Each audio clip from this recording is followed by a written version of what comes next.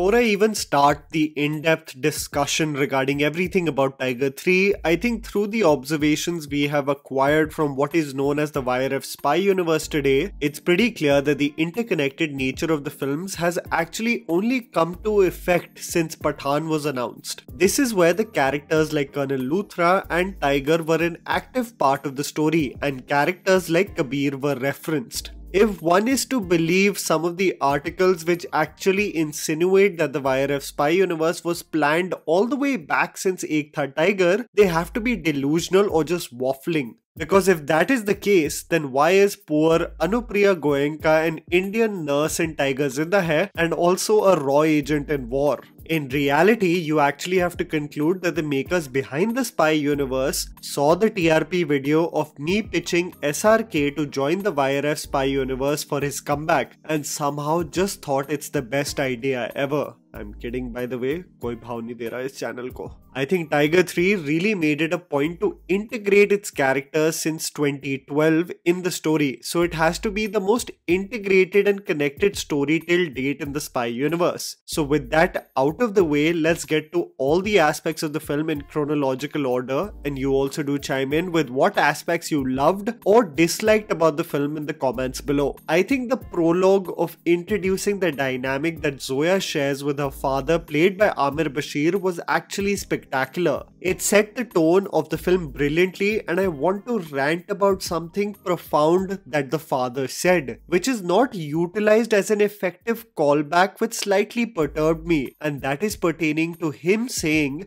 "Pehle wajah, phir war." I think Zoya losing her father and Emraan becoming her mentor was a topic that could have been explored so much more than just a mere idea, and I'll tell you precisely why I felt this. Just on a side note, I must say Emraan looked so handsome in that opening scene, and I want to explore why his change into an extremist years later slightly rubbed me the wrong way. With the reveal of Revati, who did a fine job in Tiger 3, I must confess that I terribly missed Shenoy Sir, played by Girish Karnad, who passed away in 2019. As I said in my spoiler-free review, there is an art to the introduction of a hero, which is missing in the direction of Manish Sharma. And if you compare it with the celebration of the enigma that is Tiger, executed by Kabir Khan and Ali Abbas Zafar, you'll realize that it was lacking in the department of truly celebrating his aura from the first frame in which he is introduced. As I said, it is the most interconnected of films in the spy universe, so the integration of Gopi, played by Ranveer Shori, acted as a great callback and setup for Tiger to get his hands dirty, and so he did. Might I say, with a brilliantly choreographed action set piece that was not only grounded in its form but captured it in slick fashion, not giving the tonality of most of the movement being executed by a stunt double. The face reveal, the raw material and dust flying in the sky really showcase Salman getting back to his OG form as Tiger. The chase sequence of the bike will make you genuinely conclude that from a VFX point of view, Tiger 3 was a superior film than Pathaan. It's exhilarating, and the drone wide shots of the chase over the apartments on the bikes looks amazing on the IMAX screen. The over-the-top nature of some of the stunts that I am highly critical of was present in the first sequence also, where Tiger leaps from the top of a mountain to just casually hold on to a moving helicopter.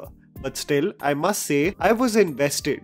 Gopi giving intel to Tiger about Zoya possibly being a double agent sets doubt in his mind. And I really wish they utilized Shori as an actor more, because he was such an integral part of making Ek Tha Tiger memorable. This is where Rua kicks in. And while the song is beautiful, if you observe carefully, it almost seemed like the actors were performing to a song that had a different melody and lyrics. Every time the characters sing the song, it quickly shifts to a montage, almost seeming like the original song was something else, so the makers had to compensate with most of the shots just being Tiger spying on Zoya. Let me know if you observe the same, because even when the actors do a callback to Dil Diyan Galla, when they dress up in a banquet, they never really sing the song or hum the lyrics on the same beat as the actual song. This is where Simran is presented as the Pakistan Prime Minister who seeks for peace with India. What rubbed me slightly the wrong way is that in this speech where Zoya references that the PM might get assassinated because the future of Pakistan is decided by the army, not politicians, the PM ends her speech by saying,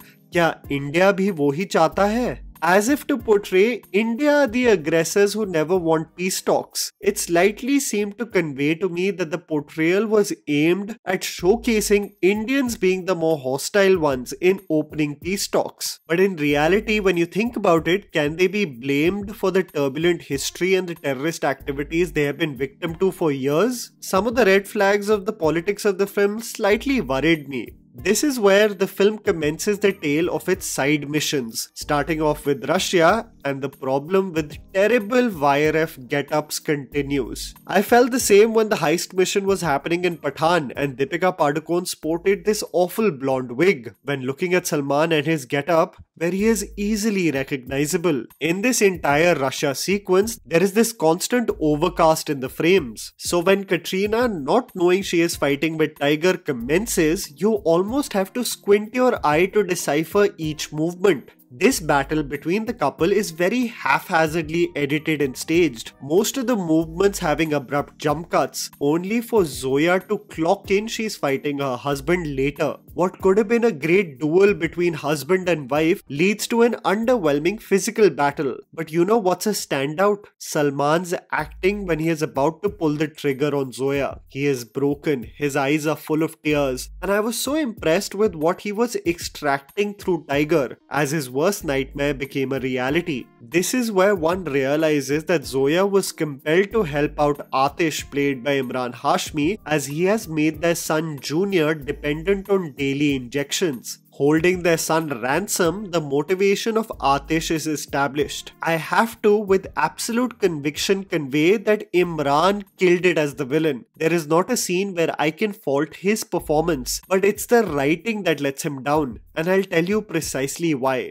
Imran is introduced as talking to the Pakistani general and communicating his disgust at Pakistan opening peace talks with India, as it insinuates them being weak and India will call most of the shots. This seems to be a radicalized Atish, someone quite opposite to the one who we were introduced to in the prologue as he adopted Zoya, and who was the pupil of a man who seeked for democracy and peace. The Pakistani general tells him कि जब तुम मुल्क के वजीर आजम बनोगे तो ये decisions ले लेना. Atish, after the meeting, instructs Zoya that she will execute the Indian Army general, and she is shocked at this order. Atish flippantly references Kargil war casualties, so suddenly we are to assume that he has always been this extremist who has had a hatred for India. But it doesn't make sense for a man who was the pupil of Zoya's father, who was so pragmatic and forthcoming for peace,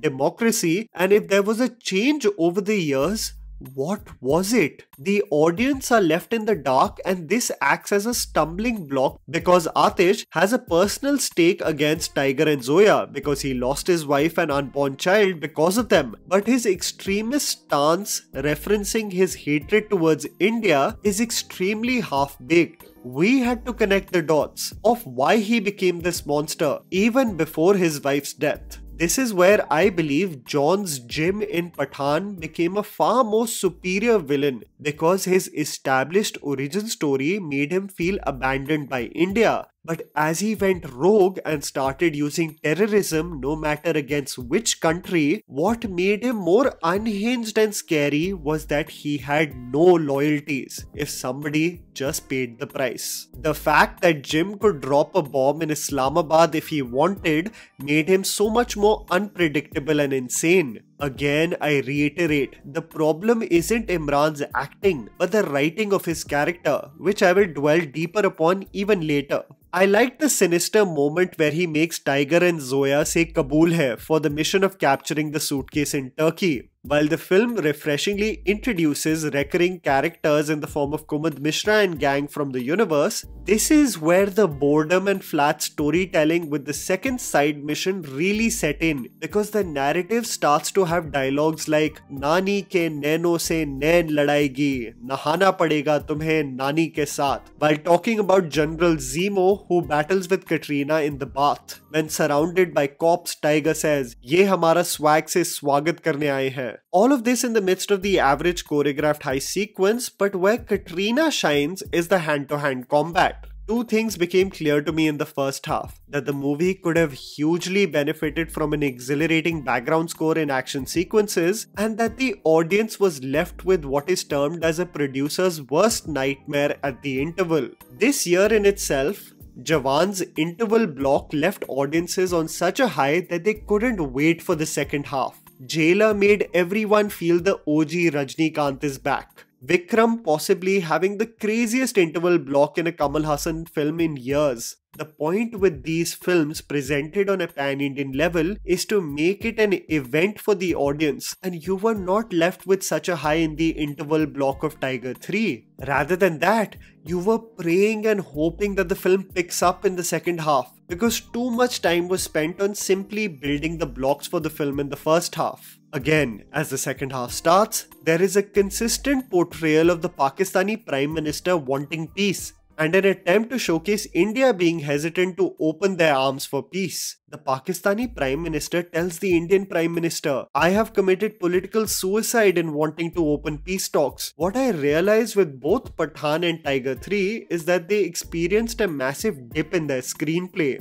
which eventually got elevated with the respective cameos of Tiger and Pathaan respectively. What I do have to concede is that the choreography and build-up of Tiger's cameo in Pathaan is far more superior to Pathaan's cameo in Tiger 3. Before Tiger even appeared in the train, SRK is showcased in this beautifully choreographed one-shot as he beats up the Russian soldiers that eventually leads to the scarf drop and the Tiger BGM kicking in, with both Salman and SRK joining forces together, and it was peak commercial cinema. The Pathaan entry, however, in my eyes was very comical, starting off well with the best dialogue in my opinion of the film, as Salman says, "छोटे पर्दे को छोड़ो, मैं आपको बड़े पर्दे पे live action दिखाता हूँ." The quality dips, however, after this. The hanging from the zipline trolley, the over-the-top pickup with one hand leading to the ultimate battle on the bridge. The standout that slightly masked over the comical action choreography was the banter that both the leads shared with one another, as they took the shape of Jay and Veeru in the sequence. There is one 360-degree shot that has been executed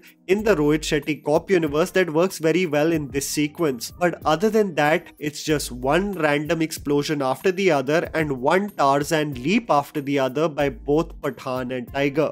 Not a single bullet scrapes them, and the long jump Tarzan leap by Pathaan to the helicopter was just too much for even commercial cinema standards. If I thought that was over the top, Pathaan kamikaze style crashing the helicopter and catching Tiger mid-air with a parachute was where I really thought, what the hell were they thinking with this sequence? They literally made them superheroes, casually having a conversation with each other while holding a parachute with one hand as if they are on a casual joyride on a DTC bus to CP. This is where the two most contentious topics about the film come in the forefront. The entire premise is set up for Emraan Hashmi to get access to PAL codes. This can be utilized to annihilate the biggest of cities, wipe out huge populations. You've also set up the character to detest India and what it stands for. You've set up all of this, but the main mission of the film is to reinstate democracy in Pakistan? I was so confused on how mass India will connect with the film where the main battle is about protecting the Pakistan PM. I get that the modus operandi of the YRF spy universe is to communicate the concept of peace between India and Pakistan, but wouldn't Atish using the PAL codes to cause destruction in India or Tiger's family be a far greater threat mass India will connect with versus protecting democracy in Pakistan? I guess they had identified that this threat may be very similar to Pathaan and war, so they just changed the conclusion to reinstate democracy in Pakistan. But I still wonder, the reason why people feel that the stakes weren't high enough was because they couldn't care less about the Pakistan PM. They care about Tiger and Zoya, the family, and India. At least if you put it in a tier list of how much you care about things. I think some of the best action choreography is actually executed in the premise in the final act, where Katrina with her shotgun passes through soldiers with ease, and the chokehold 360-degree shot that we have all seen in the trailer.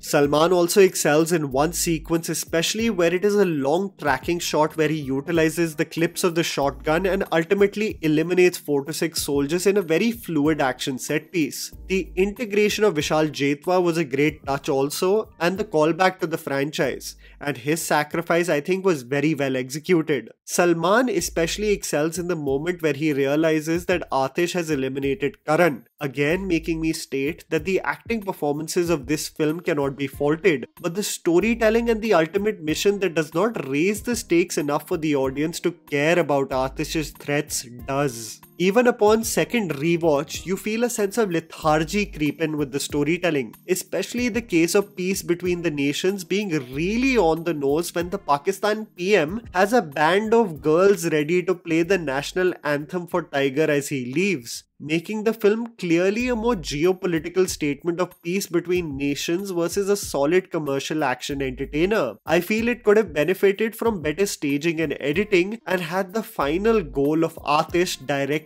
targeted Tiger and his family or India. Many have been talking about the post-credit scene with Hrithik, and it's literally like a title announcement of another film. What I love about the first promo that they've shot, and Ayan has shot this, is that from an aesthetic point of view, it looks like a different movie from all the YRF Spy Universe films. It has a grunge feel to it, and Colonel Luthra's dialogues, especially ending with the precursor, और अगर जिंदा रहे तो मौत से ज्यादा खतरनाक अंत से बचना पड़ेगा, क्योंकि कहीं ऐसा न हो कि शैतान से लड़ते लड़ते तुम खुद ही शैतान बन जाओ. Makes me think that not only is this Junior NTR's description, and it also gets me super pumped to see that the villain of War 2 is going to be absolutely menacing as he goes toe to toe with Hrithik. But what if these lines are a clear foreshadowing of Kabir fully joining the dark side and becoming the ultimate villain for Tiger vs Pathaan? The screen presence and ultimate reveal of Hrithik had me hooting,